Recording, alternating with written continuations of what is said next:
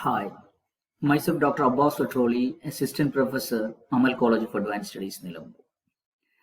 Google search ഉപയോഗിക്കാത്തവരായിട്ട് ആരും ഉണ്ടാവില്ല, ഉപയോഗിക്കാൻ അറിയാത്തവരുണ്ടാവില്ല.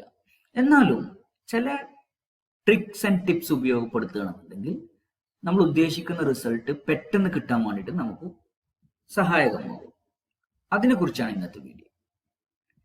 അപ്പോൾ ഗൂഗിളിന്റെ ഹോം പേജ് ആണിതുള്ളത്.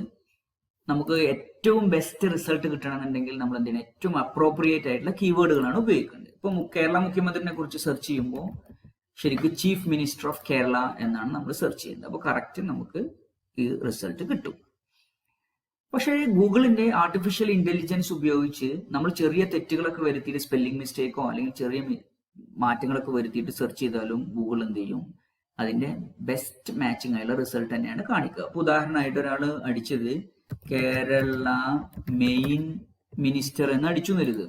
അങ്ങനെയാണെങ്കിലും ഗൂഗിള് നമ്മൾ ഉദ്ദേശിച്ച റിസൾട്ട് തന്നെ ആയിരിക്കും എന്ത് ചെയ്യുക, കാണിക്കുക. അപ്പോൾ ചെറിയ കറക്ഷൻസ് ഒക്കെ, സ്പെല്ലിംഗ് അടക്കമുള്ള ചെറിയ തെറ്റുകളൊക്കെ ഗൂഗിള് ഓട്ടോമാറ്റിക് ആയിട്ട് കറക്റ്റ് ചെയ്തിട്ട് അതിന്റെ റിസൾട്ട് കാണിക്കും.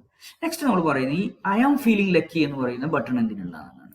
ഇപ്പൊ ഗൂഗിള് നമ്മൾ എപ്പോഴും സെർച്ച് ചെയ്യാറുള്ള ഒരു സാധനം. ഇപ്പോൾ ഉദാഹരണമായിട്ട് ആമസോൺ എന്നുള്ള സൈറ്റ് നമ്മൾ സെർച്ച് ചെയ്യുന്നത്. അപ്പോൾ ഫസ്റ്റ് നമ്മൾ ആമസോൺ അടിച്ചു കഴിഞ്ഞാൽ ഇതേപോലെ ഇതിന്റെ റിസൾട്ട് വരും, അതിന്റെ വെബ്സൈറ്റ് എല്ലാ റിസൾട്ടും വരും. എന്നിട്ട് നമ്മൾ എന്ത് ചെയ്യും, ഈ ആമസോൺ എന്നുള്ള വെബ്സൈറ്റിലേക്ക് പോകും.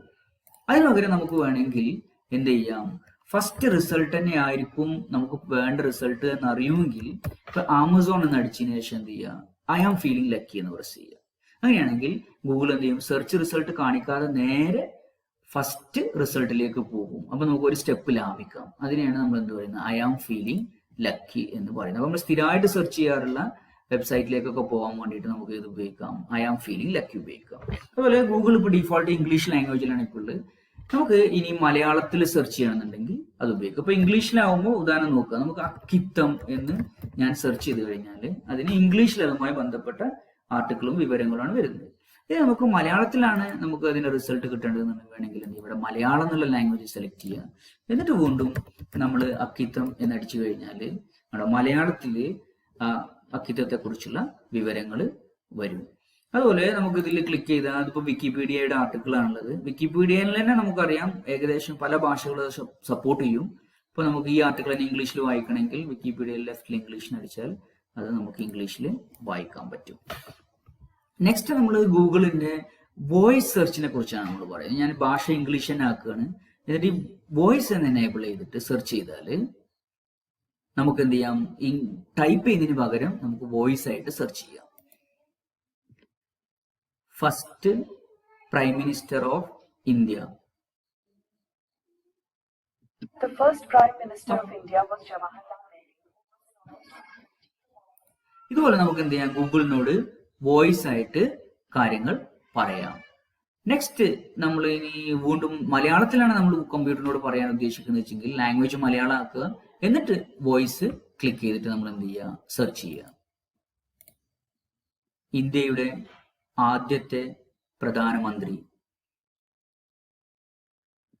അപ്പോൾ ഗൂഗിൾ ഇതുപോലെ നമുക്ക് എന്ത് ചെയ്യും, ഇന്ത്യയുടെ ആദ്യത്തെ പ്രധാനമന്ത്രി എന്നുള്ളത് മലയാളത്തിൽ സെർച്ച് റിസൾട്ട് കാണിക്കും. നെക്സ്റ്റ് നമ്മൾ ഗൂഗിളിൽ ചെക്ക് ചെയ്യാൻ പോകുന്നത് നമുക്കൊരു ഇമേജാണ് സെർച്ച് ചെയ്യേണ്ടത്. അപ്പൊ ഇന്ത്യ ഗേറ്റ് എന്ന് ഞാൻ അടിച്ചു. അപ്പോൾ ഇന്ത്യ ഗേറ്റിന്റെ ഇതുപോലെ ഇങ്ങനെ ഡീറ്റെയിൽസ് ഒക്കെ കാണാം. നമുക്ക് ഇമേജ് മാത്രമാണ് കാണേണ്ടതെന്നുണ്ടെങ്കിൽ നമുക്ക് എന്ത് ചെയ്യാം, അതിൽ ചിത്രങ്ങൾ എന്നാണ്. ഇപ്പൊ മലയാളം ആയതുകൊണ്ടാണ് എല്ലാം മലയാളത്തിൽ കാണിക്കുന്നത്. ഇതേപോലെ നമുക്ക് എന്താക്കാം, ചിത്രങ്ങൾ എന്ന് കാണിക്കാം. വീഡിയോകളാണ് കാണേണ്ടത് വെച്ചെങ്കിൽ നമുക്ക് വീഡിയോകൾ ക്ലിക്ക് ചെയ്ത വീഡിയോകൾ മാത്രം ഇന്ത്യ ഗേറ്റുമായി ബന്ധപ്പെട്ട് വീഡിയോകൾ കാണും. അതുപോലെ തന്നെ ഇപ്പൊ സ്പെസിഫിക് കാറ്റഗറി ആയിട്ട് നമുക്ക് ചെക്ക് ചെയ്യാന്നുണ്ടെങ്കിൽ എന്ത് ചെയ്യാം, അതുപോലെ ചെയ്യാൻ പറ്റും. ദെൻ നെക്സ്റ്റ് ഞാൻ കാണിക്കുന്നത് ഗൂഗിളിന്റെ ഹോം പേജിൽ ഇവിടെ ഇമേജസ് ഉണ്ട് റൈറ്റ് ടോപ്പിൽ. ആ ഇമേജസ് എന്ന് ക്ലിക്ക് ചെയ്ത് കഴിഞ്ഞാൽ ഇതിനകത്തുണ്ട് ഒരു സെർച്ച് ബൈ ഇമേജ്. നമ്മുടെ അടുത്തൊരു ഇമേജ് ഉണ്ട്. ആ ഇമേജിന് നമുക്ക് ഗൂഗിളിലേക്ക് അപ്ലോഡ് ചെയ്തിട്ട് ആ ഇമേജ് എന്തിൻ്റെതാണ് നമുക്ക് സെർച്ച് ചെയ്യാം. അതിനെന്ത് ചെയ്യണം, ഈ സെർച്ച് ബൈ ഇമേജിൽ ക്ലിക്ക് ചെയ്യാൻ അപ്ലോഡ് ഇമേജ് കൊടുത്തിട്ട് നമ്മുടെ അടുത്തുള്ള ഇമേജ് ഗൂഗിളിലേക്ക് അപ്ലോഡ് ചെയ്യാം. ഞാൻ ഗാന്ധിയുടെ ഒരു ചിത്രമാണ് അപ്ലോഡ് ചെയ്യുന്നത്. അത് ഗൂഗിളിൽ തന്നെ എടുത്ത ചിത്രമാണ്. അപ്പോൾ ഗൂഗിൾ കാണിക്കുന്ന റിസൾട്ടാണത്. ആ ചിത്രം എവിടെയൊക്കെ ഉണ്ടോ അതിൻ്റെയൊക്കെ റിസൾട്ടുകൾ കാണിക്കും. ഇത് ഗൂഗിളിൽ തന്നെ എടുത്ത ചിത്രം ആയതുകൊണ്ടാണ് ഇത്രയും എക്സാക്റ്റ് ആയിട്ടുള്ള റിസൾട്ടുകൾ കാണിക്കുന്നത്. അതേസമയത്ത് നമ്മൾ പുസ്തകത്തിൽ നിന്നോ അല്ലെങ്കിൽ ഒരു ഫോട്ടോ എടുത്ത ചിത്രം അപ്ലോഡ് ചെയ്യുകയാണെങ്കിൽ ഇത്രയും അധികം ബെസ്റ്റ് മാച്ചിങ് റിസൾട്ടുകൾ കിട്ടില്ല. എന്നാലും ഗൂഗിൾ അതിനോട് ഏറ്റവും മാച്ചിങ് ആയിട്ടുള്ള റിസൾട്ടുകൾ എന്ത് ചെയ്യും, കാണിക്കും. ദെൻ ലാസ്റ്റ് നമ്മൾ പറയുന്നത് ഗൂഗിൾ സെർച്ചിനായിട്ട് ഡയറക്റ്റ് ബന്ധമല്ല, എന്നാലും ഈ സ്കൂളിൽ പഠിക്കുന്ന കുട്ടികൾക്ക് വളരെ ഉപകാരപ്രദമായിട്ടുള്ള ഒരു ടൂളാണ് ഈ ഗൂഗിളിന്റെ മെയിൻ മെനുവില് നമുക്കറിയാം ട്രാൻസ്ലേറ്റ് എന്ന് പറയുന്ന ഒരു ആപ്ലിക്കേഷൻ ഉണ്ട്. അതിൽ പോയി കഴിഞ്ഞാൽ നമുക്ക് എന്ത് ചെയ്യാം, ഒരു ലാംഗ്വേജിൽ നിന്ന് മറ്റൊരു ലാംഗ്വേജിലേക്ക് ഈസി ആയിട്ട് ട്രാൻസ്ലേറ്റ് ചെയ്യാം. അപ്പൊ ഞാൻ ഫസ്റ്റ് നമ്മുടെ പറയുന്ന ലാംഗ്വേജ് മലയാളവും ഇവിടെ ഇംഗ്ലീഷും ആണെങ്കിൽ നമ്മൾ ജസ്റ്റ് വോയിസ് ഓൺ ആക്കിയിട്ട് സംസാരിച്ചാൽ മലയാളത്തിൽ പറഞ്ഞാൽ അത് ഇംഗ്ലീഷിലേക്ക് ട്രാൻസ്ലേറ്റ് ചെയ്യും. ഇന്ത്യ എൻ്റെ രാജ്യം, എൻ്റെ സ്വന്തം രാജ്യം, ഞാൻ ഇന്ത്യയെ സ്നേഹിക്കുന്നു. അത് ഓഫ് ആക്കിയിട്ട് നമുക്ക് വേണം ചെറിയ കറക്ഷൻ ഒക്കെ ഉണ്ടെങ്കിൽ വരുത്താം. ഇന്ത്യ എൻ്റെ രാജ്യം കഴിഞ്ഞിട്ട് ഒരു ഫുൾ സ്റ്റോപ്പ് കൊടുക്കുന്നു. ദെൻ ആദ്യം എന്ന് തെറ്റി വന്നിട്ടുണ്ട്, അല്ല അതിനെ ഡിലീറ്റ് ചെയ്യാം. എൻ്റെ സ്വന്തം രാജ്യം കഴിഞ്ഞിട്ട് ഫുൾ സ്റ്റോപ്പ് കൊടുക്കാം. എന്നിട്ട് ഓണെന്നൊക്കെ വന്നിട്ടുണ്ട്, തെറ്റി വന്നാണ്. അപ്പോൾ ഞാൻ ഇന്ത്യയെ സ്നേഹിക്കുന്നു അല്ലെ, അതുവരെ ആക്കിയിട്ട് കറക്റ്റ് ചെയ്യാം. അപ്പോൾ അതിന്റെ കറക്റ്റ് ട്രാൻസ്ലേഷൻ നമുക്ക് എന്ത് ചെയ്യാൻ പറ്റും, ഇവിടെ കാണാൻ പറ്റും ഇംഗ്ലീഷിൽ. ഇതിനിവിടെ ഹിന്ദി കൊടുത്തു കഴിഞ്ഞാൽ ഹിന്ദിയിലേക്ക് ട്രാൻസ്ലേറ്റ് ചെയ്യാം. അങ്ങനെ ഏത് ഭാഷയിലേക്കും നമുക്ക് വേണമെങ്കിൽ എന്ത് ചെയ്യാം, അതിനെ ട്രാൻസ്ലേറ്റ് ചെയ്യാം. അതുപോലെ ഇതിനെ ഉപയോഗിച്ചിട്ട് നമുക്കിപ്പോൾ ഹിന്ദിയിൽ നമുക്ക് ടൈപ്പ് ചെയ്യാൻ അറിയില്ല എന്ന് കരുതുക. അപ്പോൾ ആ സമയത്ത് നമുക്ക് ഇതേ ടൂൾ ഉപയോഗിച്ചിട്ട് തന്നെ ഇവിടെ ഇപ്പോൾ ഹിന്ദി ആക്കുകയാണെന്നുണ്ടെങ്കിൽ ഹിന്ദിയിൽ നമുക്ക് സംസാരിച്ചാൽ മതി. അപ്പോൾ അത് ഹിന്ദിയിൽ ടൈപ്പ് ചെയ്യും. നമുക്ക് ചെക്ക് ചെയ്ത് നോക്കാം. ഭാരത് മേരാ ദേശ് ഹേ ആണോ, ഭാരത് മേരാ ദേശ് ഹേ എന്ന് ടൈപ്പ് ചെയ്തു. നമുക്കത് കോപ്പി ചെയ്തിട്ട് നമുക്ക് വേണ്ട സ്ഥലത്തേക്ക് കൊണ്ടുപോയിട്ട് പേസ്റ്റ് ചെയ്തിട്ടൊക്കെ ഉപയോഗിക്കാം. അതിന്റെ അർത്ഥം അറിയാനും നമുക്കിത് എന്ത് ചെയ്യാം, ഉപയോഗിക്കാം. ഹിന്ദിയിലും ഇംഗ്ലീഷിലും ഒക്കെ അതിന്റെ അർത്ഥം അറിയാൻ വേണ്ടിയിട്ട് ഈ ടൂളിനെ നമുക്ക് ഉപയോഗിക്കാം. I hope this video is useful. Thank you for watching. Have a nice day.